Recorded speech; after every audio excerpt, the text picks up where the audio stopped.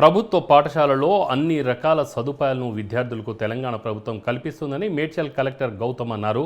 పరీక్షల్లో బాలికలే ఎక్కువ ఉత్తీర్ణత సాధిస్తున్నారని, బాలురు వెనుక పడిపోతున్నారని తల్లిదండ్రులు బాలురుపై ప్రత్యేక దృష్టి పెట్టాలని సూచించారు. నూతన్కల్ గ్రామంలో నిర్వహించిన బడిబాట కార్యక్రమంలో ఆయన పాల్గొని విద్యార్థులకి పుస్తకాలు, యూనిఫామ్ అందజేశారు. అనంతరం 10వ తరగతిలో 10 జీపీఏ సాధించిన విద్యార్థులకు సర్టిఫికెట్లు అందజేశారు.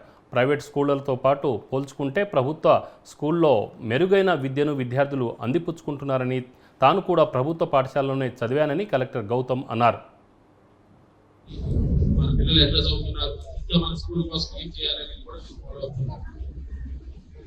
సో ఈ సంవత్సరం నుంచి ప్రభుత్వం కూడా స్కూల్స్ ప్రతిష్టాత్మకంగా తీసుకుంది కాబట్టి పేరెంట్స్ అందరూ కూడా జాగ్రత్తగా వాళ్ళ పిల్లల్ని పంపించడం అండ్ మోస్ట్ ఇంపార్టెంట్ రోజు పంపించడం.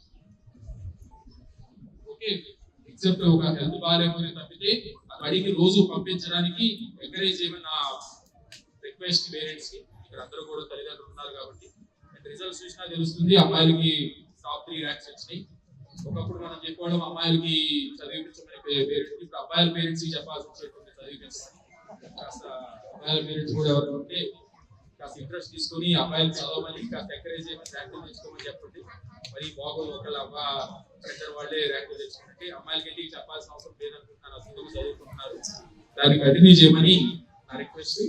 సో ఇవాళ నుంచి మనకు కొత్తగా స్కూల్స్ ఓపెన్ అవుతున్నాయి కాబట్టి అకాడమిక్ ఇయర్ ప్రతి నెల కూడా మన స్కూల్ ప్రోగ్రెస్ ఎట్లా ఉందనేది అందరూ కూడా తెలుసుకోవాలి. స్కూల్ కూడా విద్యాశాఖ ద్వారా స్కూల్ ప్రోగ్రెస్ రిపోర్ట్ ఇవ్వడం కానీ, ఎవ్రీ మంత్ ప్రోగ్రెస్ మీటింగ్లు పెట్టడం కానీ, ఇవన్నీ కూడా ఈ సంవత్సరం నుంచి చేస్తాం మనం.